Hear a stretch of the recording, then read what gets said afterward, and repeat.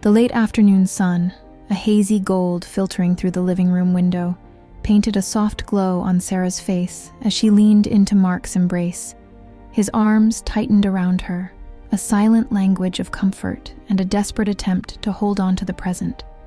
The air in the room hummed with a quiet intimacy, a fragile bubble against the storm gathering on the horizon.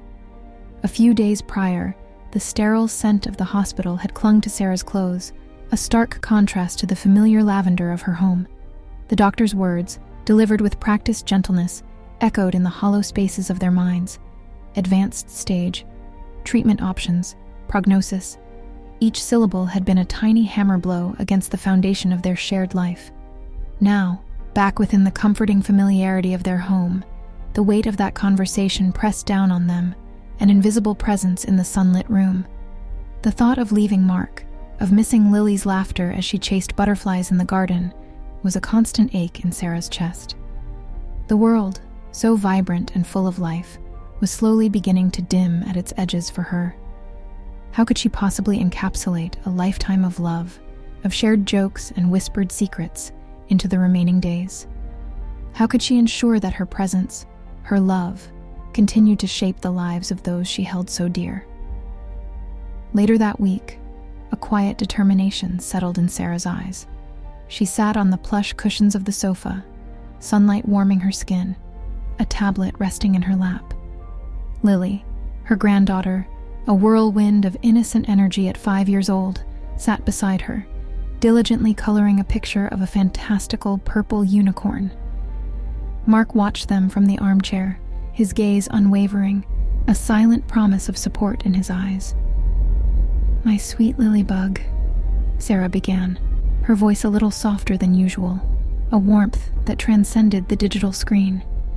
She looked directly into the camera, her heart swelling with a love that felt both boundless and achingly finite. "When you grow up, my darling, I hope you find someone as kind and thoughtful as your grandpa here." She glanced at Mark, a tender smile gracing her lips. "Someone who makes you laugh every single day, who holds your hand through thick and thin." A pause, a breath caught in her throat. Then a spark of her old playful spirit flickered in her eyes. "And I'll make another one of these for you. Maybe in 10 years? Lily looked up from her drawing, her brow furrowed in adorable concentration. "Hopefully you'll be married by then, and I can give you some real marriage advice." A small, warm chuckle escaped her lips, a sound Mark treasured, a sound he knew he would replay in his memory countless times. Preserving these fleeting moments, these heartfelt whispers for a future she might not see, became Sarah's quiet mission. It was a way to hold on to the threads of their connection, to weave her love into the tapestry of their lives long after she was gone. She discovered iLoveView, a simple interface on her tablet screen, a digital space designed for the very purpose that now consumed her thoughts. It offered a way to record her stories, her hopes, her love, and schedule them to arrive in the future, like gentle whispers across the years. With newfound purpose, Sarah filled the digital pages of iLoveView. She shared anecdotes of her childhood with Lily, recounted the story of how she and Mark first met, offered gentle advice for navigating life's inevitable bumps.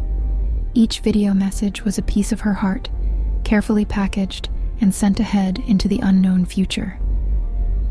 As the days turned into weeks, Sarah continued to record, her voice sometimes stronger, sometimes weaker, but always filled with an unwavering love.